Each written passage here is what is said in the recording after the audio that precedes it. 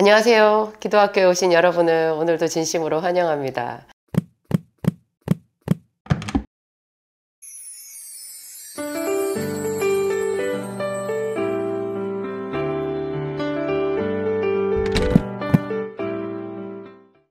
저는 야곱의 기도를 참 좋아하는데요. 잘 성경을 창세기를 자세히 이렇게 보면 야곱이 거의 인류 역사상, 믿음의 역사상 최초로 하나님 앞에 몰입 기도를 한 사람이라는 생각이 들더라고요. 정말 어떤 하나의 문제를 가지고 자기 인생의 가장 급박한 순간에 그 하나님께 완전히 자기 자신을 몰입해가지고 기도했던 사람. 그래서 하나님의 능력을 덧입어서 그 위기를 승리로 잘 극복한 그런 사례가 이렇게 야곱이 최초인 것 같아요. 그 앞에 아브라함도 그냥 무던하게 이렇게 기도했죠. 아브라함은 또 처음에 하나님께 기도하지도 않았는데 하나님께서 일방적으로 아브라함에게 나타나셨잖아요. 그 이후에도 보면 하나님께서 아브라함에게 먼저 말씀하시고 먼저 길을 지도하시고 이렇게 쭉 했어요. 아브라함은 가나안 땅에 도착했을 때 기근이 왔잖아요. 그 기근에서 벗어나게 해달라고 하나님 앞에 기도하지 않았거든요. 그냥 애굽으로 내려갔었어요. 애굽에서도 바로 왕에게 자기 아내 사레를 시집 보내는 그런 봉변을 당했는데 기도할 줄은 몰랐거든요. 이게 이삭 때도 그렇고요. 그러다가 이제 그들의 아브라함의 손자인 야곱이 드디어 이렇게 야복강가에서 자기 형 에서가 400명의 군사를 거느리고 자기한테 자기를 죽이려고 하는 거죠. 동생인 자기한테 20년 묵은 그 분노를 풀지 못하고 죽이기 위해서 사실 오는 거였는데 그때 야곱이 하나님 앞에 정말 간절하게 기도를 하는 그 장면이에요. 야복강가의 기도. 그때 이제 야곱은 그 천사와 씨름하다가 이게 환도뼈가 위골되는 부상을 입잖아요. 제가 이제 의사는 아니지만 또 약사기 때문에 그 사람들 아픈 거, 뭐 골절 이런 것도 좀 더 이렇게 제 직업 전선에 가까운 이야기잖아요. 그래서 그거는 뼈가 딱 위골되었다 그 사실만 있는 게 아니라 엄청난 통증을 동반하는 거거든요. 그러니까 그런 통증에도 불구하고 야곱이 천사의 허리춤을 잡은 그 손을 놓지 않은 거예요. 근데 하나님은 그런 예화를, 그런 이야기를 창세기 안에 심어 놓으심으로써 우리가 죄와 겨루어 씨름하는 것, 그리고 하나님께 기도할 때 그렇게 울면서 간구하고 매달리고 하는 그 정도의 간절한 기도를 요구하시는 것 같아요. 너희도 한번 이렇게 해봐라. 하나님은 그렇게 기도하는 우리들, 믿음의 사람들을 기뻐하시고요. 그렇게 기도할 수 있다는 것 자체가 믿음인 것 같아요. 예수님도 왜 어떤 그 백부장의 믿음이나 수로보닉의 여자 같은 그런 가난한 여자의 믿음이나 그런 그 좀 뛰어넘는 그런 믿음이 있다고 보실 때 굉장히 기뻐하셨잖아요. 사도 베드로가 주는 그리스도시요 살아계신 하나님의 아들이십니다. 이렇게 했을 때도 바요나 시모나 이렇게 요한의 아들 시모나 예수님이 감격하시면 그냥 시모나 하시지 않고 바요나 시모나 요한의 아들 시모나 이렇게 말씀하시잖아요. 이것을 너에게 가르쳐 준 이는 혈육이 아니라 하늘에 계신 내 아버지께서 너에게 가르쳐 준 거다. 예수님이 지금 자기들의 스승으로서 함께 동고동락을 하고 먹고 자고 이렇게 사람의 모습으로 있는데 그렇게 동고동락하는 그런 예수님을 주는 그리스도시요 살아계신 하나님의 아들입니다라고 고백하는 것, 그거 믿음이거든요. 지금 우리는 이제 학습이 돼가지고 다 예수님을 그리스도라고 맨날 노래도 부르고 이렇게 해요. 정말 우리가 살아가면서 내 인생에 어떤 그 위기의 순간이 왔거나 어떤 선택의 순간이 왔을 때 예수 그리스도를 주라고 시인하는 것이 믿음이 될 수 있는 그런 시기에 만약에 그거를 고백한다면 또 다른 베드로 행전처럼 어떤 그 믿음의 한 획을 긋는 이야기가 되겠죠.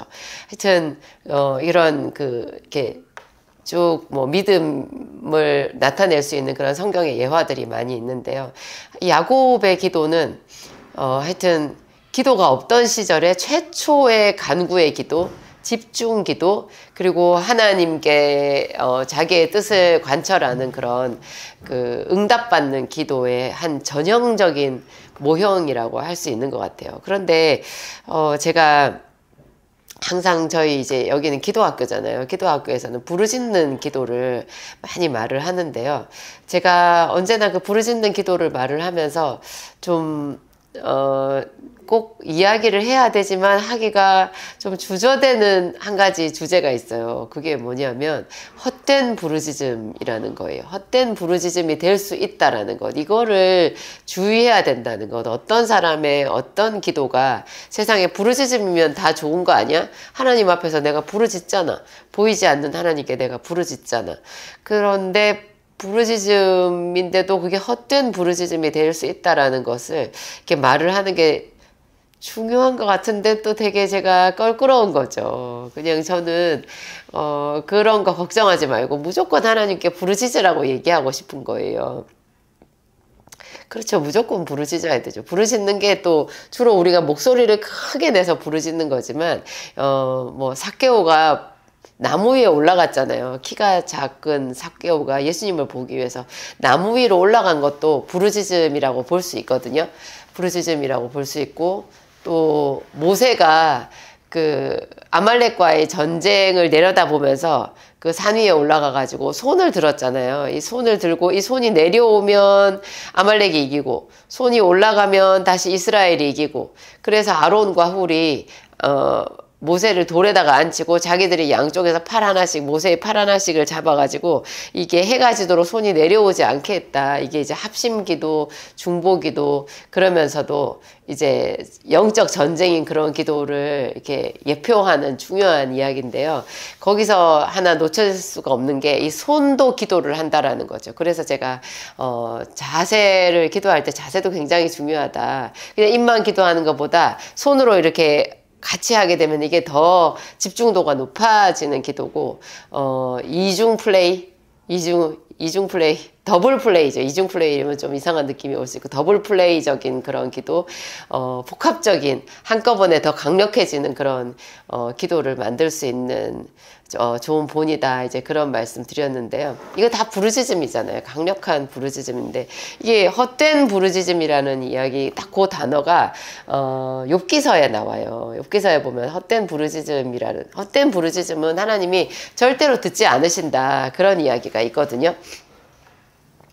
근데 이게 제대로 된 하나님 앞에 부르짖는 기도를 잘 우리가 성경에서 찾아서 그 공통점을 이렇게 보면 헛된 부르짖음이 어떤 것인지 하는 거를 우리가 또 찾아내기가 쉬워요. 헛된 부르짖음은 뭐예요?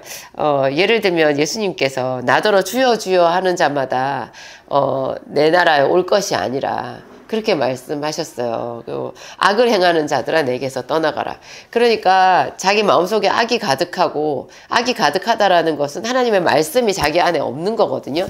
하나님의 말씀이 그의 속에 없는데 그냥 하나님께 어떤 자기의 소원만 아뢰어드리고 자기의 필요에 따라서 하나님의 능력을 구하는 그런 부르짖음이라고 할 수 있어요.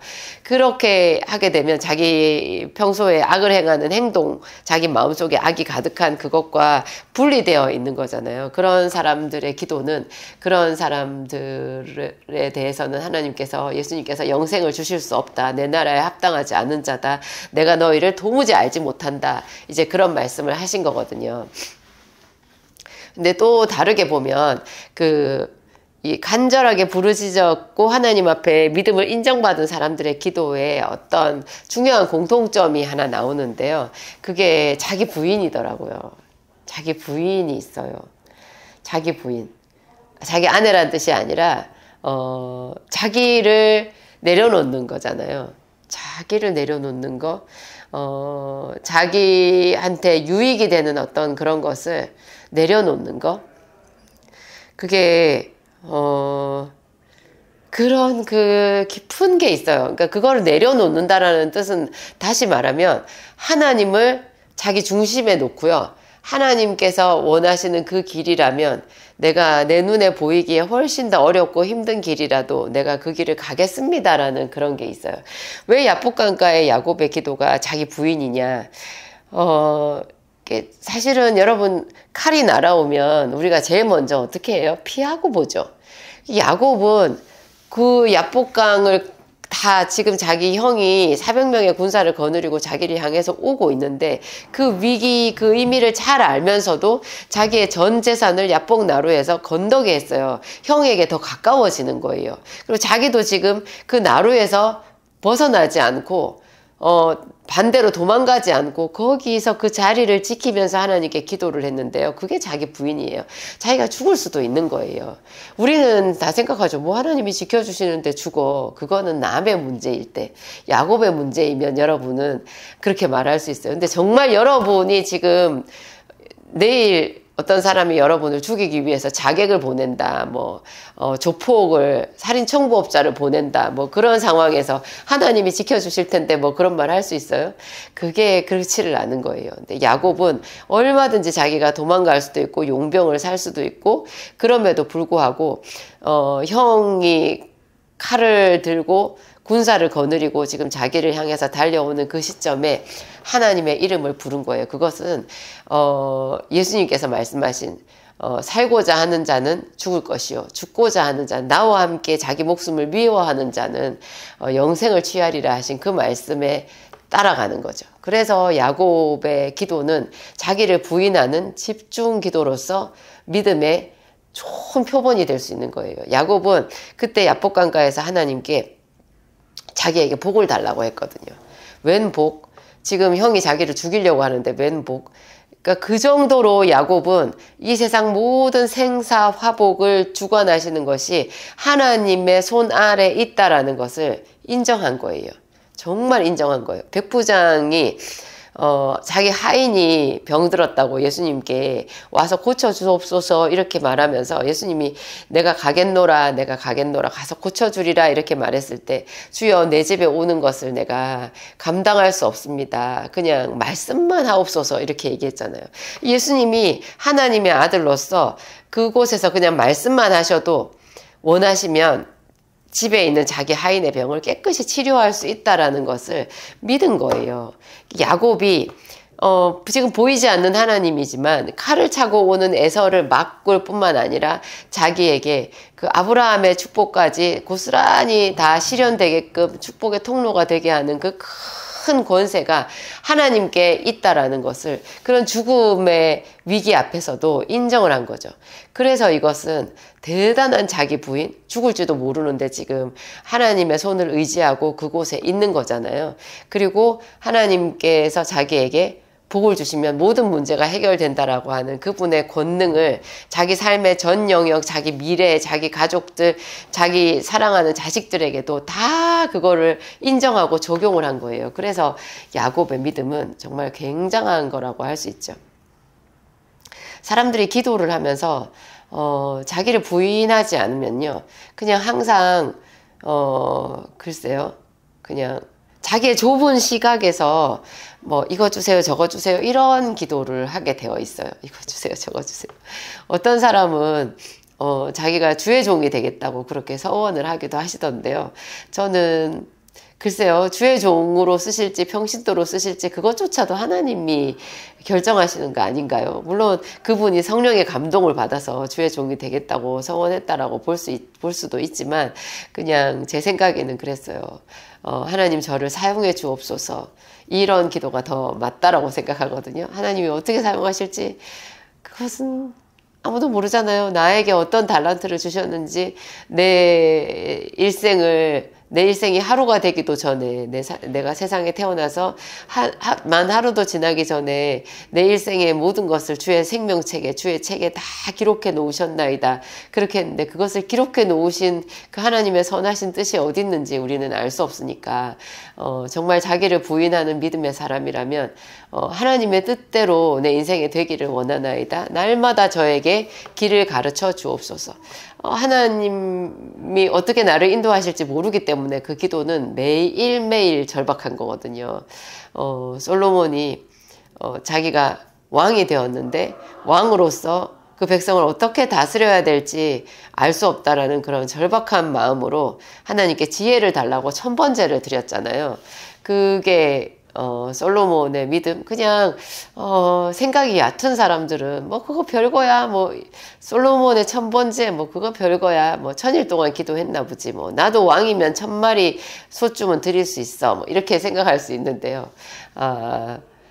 최초로 야곱이 야복강가에서 기도를 한 것, 최초로 솔로몬이 1000마리의 번제를 드린 것, 이런 것은 하여튼 좀 사람들의 그 생각의 경계선을 훌쩍 초월한 그런 분량의 믿음인 것 같아요. 그걸 우리가 단순하게 내가 입으로 나도 뭐 할 수 있어 이렇게 한다고 하나님이 그렇구나, 너도 믿음이 있구나 이렇게 말씀해 주실 것 같지는 않아요. 제가 좋아하는 한나가 하나님 앞에 실컷 울고 난 뒤에 하나님, 주께서 만일 이 여종을 불쌍히 여기시고 이 여종에게 아들을 주시면, 이렇게 얘기했을 때도요, 아들을 주시면, 거기까지는 모든 여자들이 다 그렇게 집중해서 하나님 앞에 기도할 수 있거든요. 근데 그 여자의 기도가 하나님 앞에 더 특별히 감동을 주고 우리 모든 사람들한테 기도 교본이 될 수 있는 것은 그 다음 말이에요. 그 아이를 하나님께 드리겠다고 그랬고 그 약속을 한치의 어그러짐도 없이 지킨 거예요. 기쁨으로. 그게 정말 대단한 거거든요. 하나님께 드린 거예요. 그게 자기를 부인한 거잖아요. 어떻게 아기 엄마가 그 아기를, 젖먹이던 그 아기를 젖을 떼자마자 하나님의 성전에 갔다가 드릴 수가 있냐고요. 여자들은 보통 제가 보면 그래요. 남편에 대한 불만이 많은 여자일수록 자식한테 집착하더라고요.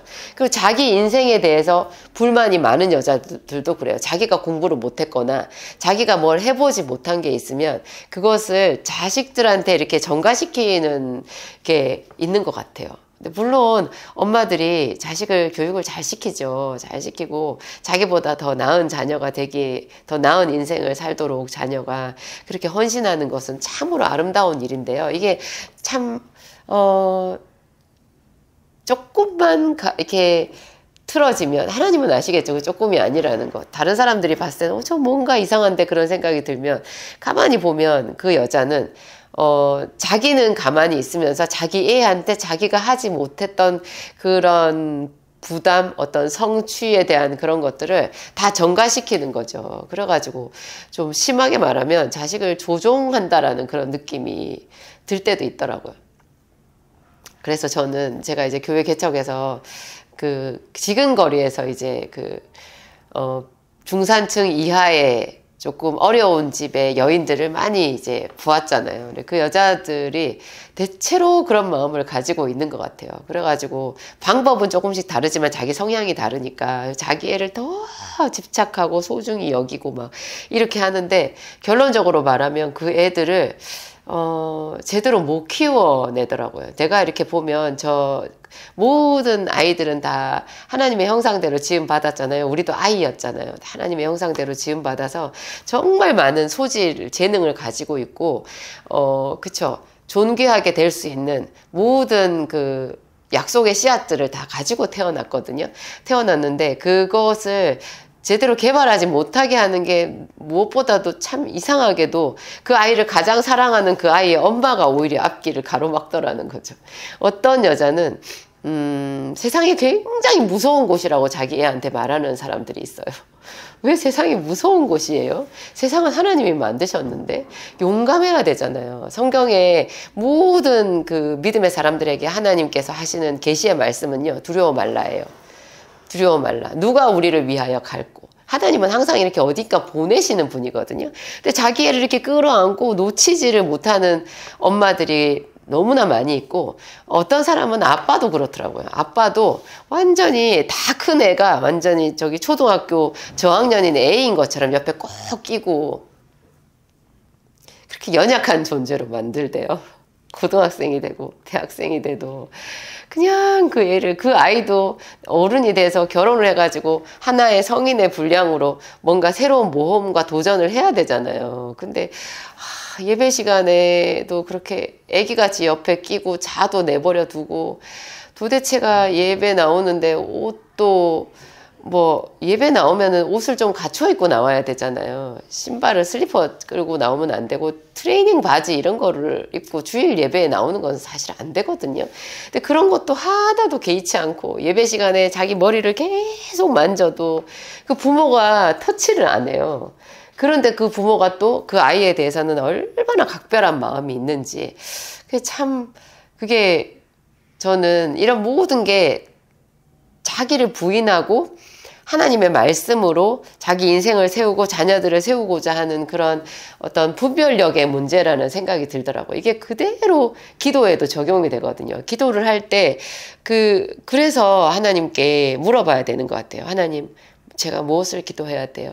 어떻게 기도해야 돼요? 도대체 무엇을 기도해야 제가 제 기도가 믿음의 분량으로서 하나님을 기쁘시게 하고 제 인생에 참다운 하나님의 영광이 나타나는 그런 변화가 있을까요? 그런 거 있잖아요. 그래서 성경 이야기는 결코 우리가 쉽게 한 번 읽고 두 번 읽고 10번 생각하고 지나갈 일은 아니고 평생 고민하고 생각하고 우리 인생에 적용해야 되는 건 것 같아요. 야곱은 자기가 나이가 들어서도 계속해서 자기를 부인하는 삶의 연속이었어요. 요셉을 잃어버렸잖아요. 이제 알고 보니 요셉의 형들이 요셉을 팔아버린 거였는데 야곱은 요셉이 짐승에게 찢겨서 죽은 줄 알았고, 그렇게 많은 시간이 지난 다음에 이제 때가 찼을 때 가나안 땅에 7해 흉년이 찾아왔잖아요. 그래서 양식을 사기 위해서 애굽으로 자식들을 이제 보냈는데, 그때 애굽으로 자식들을 보내는 그 일도 야곱은 굉장히 남다른 거예요. 자기가 지금 하나님께서 주신 가나안 땅에 머물고 있는데 여기 너무나 심한 기근이 와서 사람들이 다 죽을 수도 있는 그런 정도의 아주 위중한 흉년이었거든요. 그러면 자기 할아버지나 자기 아버지나 다 남쪽으로 내려갔었잖아요. 할아버지는 아예 애굽으로 내려갔었고 자기 아버지도 점점 남방으로 내려가서 그랄 땅에 거해서 거기서 블레셋 사람들의 땅에서 농사를 지었었거든요. 그랬는데 야곱은 꿋꿋하게 그 가나안 땅을 지키고 있어요.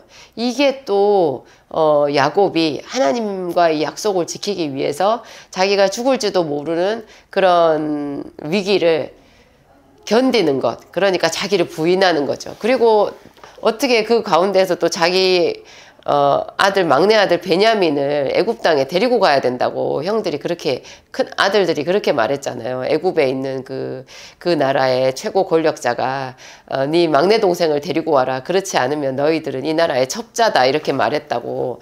그래서 요셉을 잃어버린 대신에 마지막으로 자기가 가장 사랑하는 베냐민 아들을 야곱이 끌어안고 절대로 내주지 않으려고 하다가 마지막 순간에 이제 그러면 가라 이렇게 하면서 베냐민을 보내거든요. 내가 아들을 잃으면 잃으리로다 이렇게 말해요.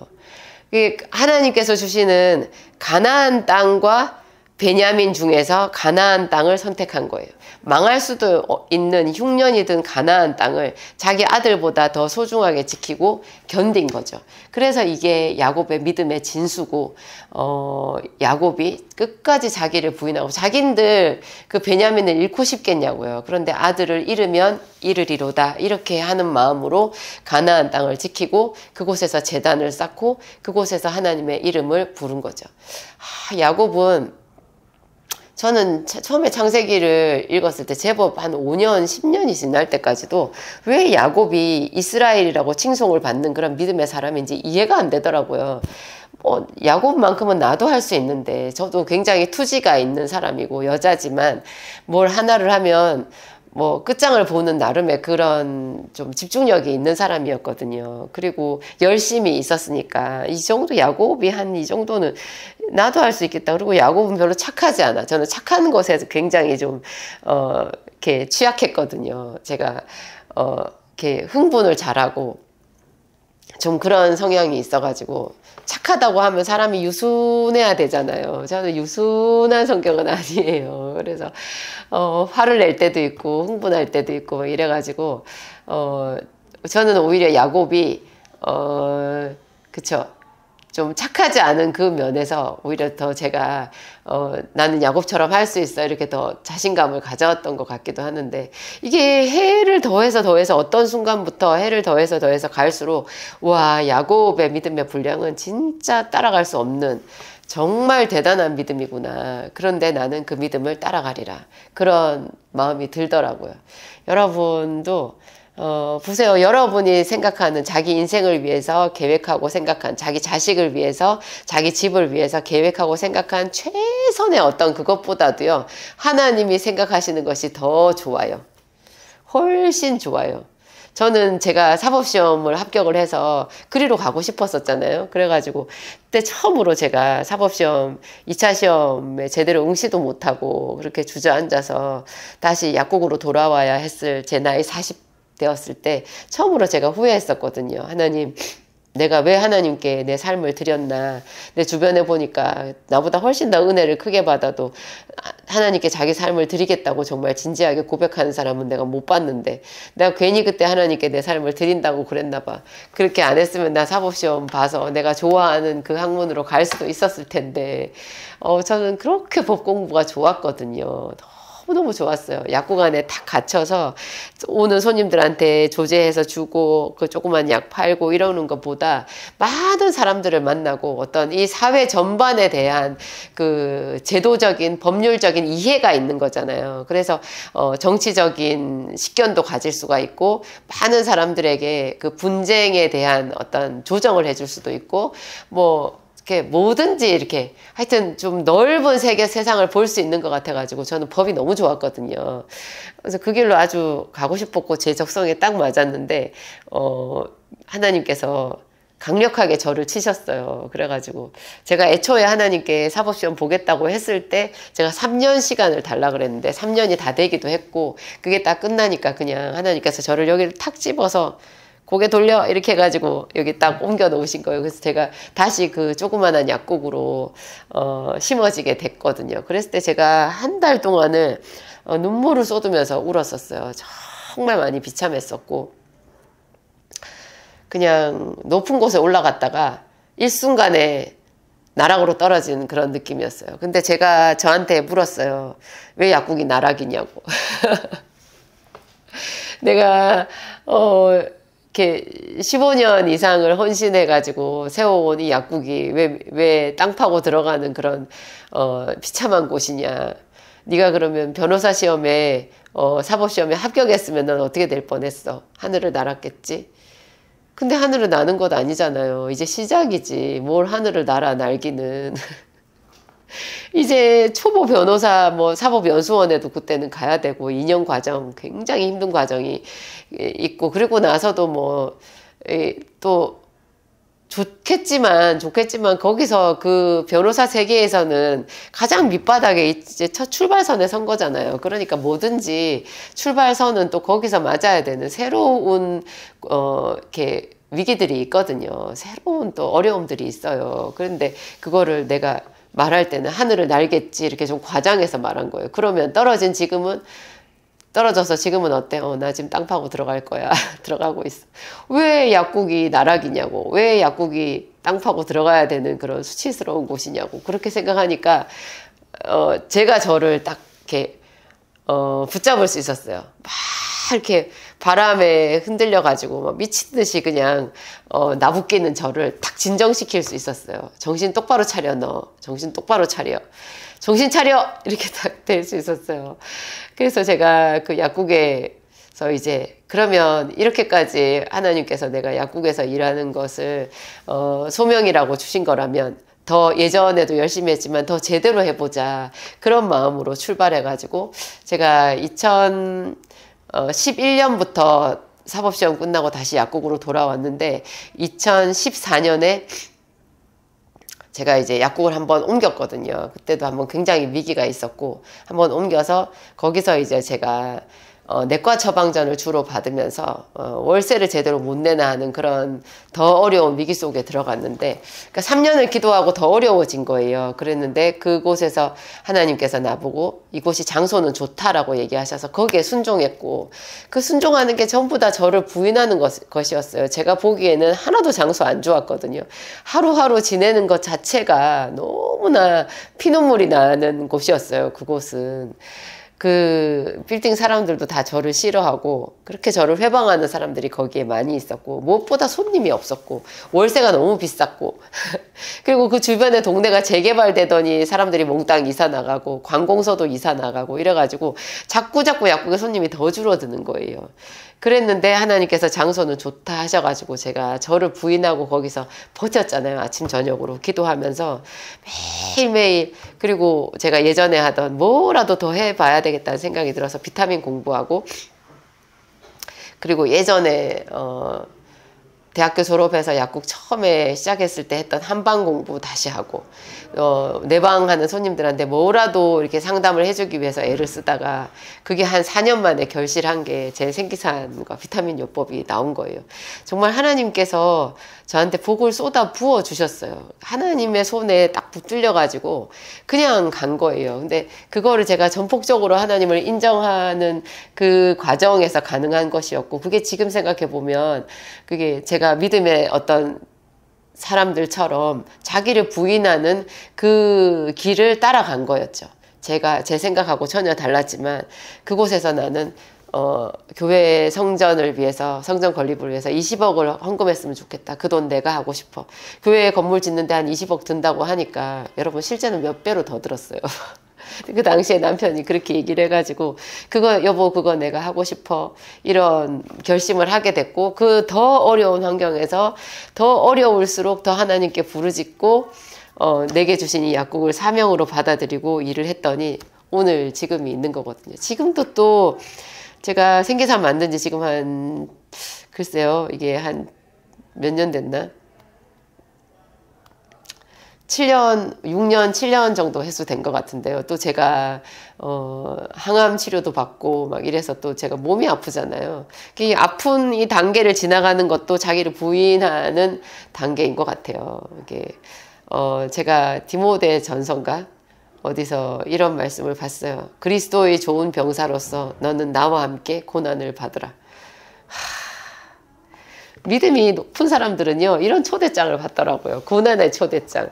그리스도의 좋은 병사로서, 좋은 군사로서 너는 나와 함께 고난을 받으라. 와, 근데 이 고난을 받으라는 것이 그냥 저한테 큰 면류관을 준다거나 뭐 엄청 높은 자리에 올라가는 그런 것처럼 가슴이 벅차오르는 초청장으로 그냥 나팔 소리 같은 큰 음성으로 제 몸을 진동했어요. 나와 함께 고난을 받으라. 여러분 어떠세요? 하나님 앞에 기도할 때 이런 마음, 자기를 부인하는 것, 그 끝자락에는 예수 그리스도께서 계신 거예요. 자기를 부인하는 그 길로 가다 보면 그쵸, 나와 함께 고난을 받으라. 그리스도의 고난에 동참하는 사람이 되는 거고, 그리스도께서 하나님 보좌 우편에 앉으신 것 같이 우리를 자기가 계신 그 하늘나라로 올리고 가실 거잖아요. 그래서 하여튼 그렇습니다. 제가 지금 이렇게 아프고 그 가운데에서 또 제가 묵묵히 제 일을 하는 것, 어려운 사람들을 돌아보고 소외된 자를 돌아보고 하는 제 작은 이런 몸부림 같은 것이 다 하나하나가 그분께서 기뻐하는 그런 일들이 되기를 바라며 오늘 제가 기도하고 마치겠습니다. 하나님 감사합니다. 야곱은 어쩌면 그렇게 하나님을 기쁘시게 했는지요. 하나님, 자기의 목숨보다도 가나안 땅을 소중히 여겼습니다. 자식보다도 가나안 땅, 하나님의 약속을 소중히 여겼습니다. 그래서 야복강가에서 환도뼈가 부러져도 그 천사의 옷자락을 놓지 않을 수 있었고, 하나님, 베냐민을 보내면서 내가 아들을 잃으면 잃으리라 말하면서 가나안 땅을 지키고 있을 수 있었습니다.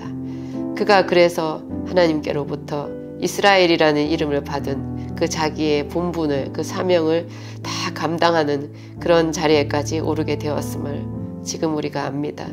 하나님 감사합니다. 우리는 그렇게 큰 분량은 아니지만 우리 있는 자리에서 내 이익보다, 내 자식의 눈앞에 어떤 것보다 하나님의 말씀을 더 순종하며 하나님 그 뜻을 구하는 기도자가 되기를 소원합니다. 하나님 용감하게 주님 앞에 구합니다. 주의 뜻이 하늘에서와 같이 내 삶에도 이루어지게 하옵소서. 주의 뜻이 하늘에서와 같이 내 아들에게 이루어지게 하옵소서. 내 아들을 당신께 드립니다. 주께서 어떻게 사용하시든지 저는 할렐루야입니다. 이같이 고백합니다.